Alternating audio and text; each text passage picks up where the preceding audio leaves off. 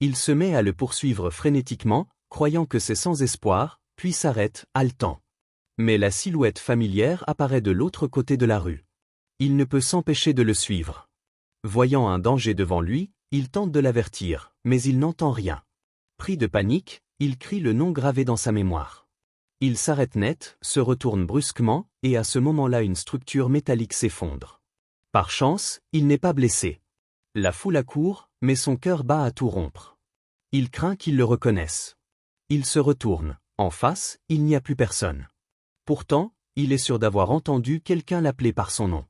Le lendemain, il se rend dans son entreprise pour discuter d'une collaboration. Dans le couloir, il ramasse un stylo gravé de son nom, c'est celui qu'il avait fait personnaliser 7 ans plus tôt. Ses doigts tremblent. Il lève les yeux, il s'avance lentement, le bruit de ses pas résonne comme des battements de cœur. Son visage est si familier qu'il en est bouleversé. Ses lèvres bougent, mais il n'entend pas les mots. Il se réfugie dans les toilettes, ouvre le robinet, se lave frénétiquement le visage pour chasser le chaos intérieur. Il découvre qu'il est le designer en chef de l'entreprise partenaire.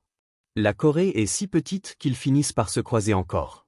De retour en salle de réunion, il est justement responsable du projet, et ils devront travailler ensemble 3 mois. Son personnage animé ressemble trop à lui, ce qui le trouble. Pris de panique, il renverse son verre.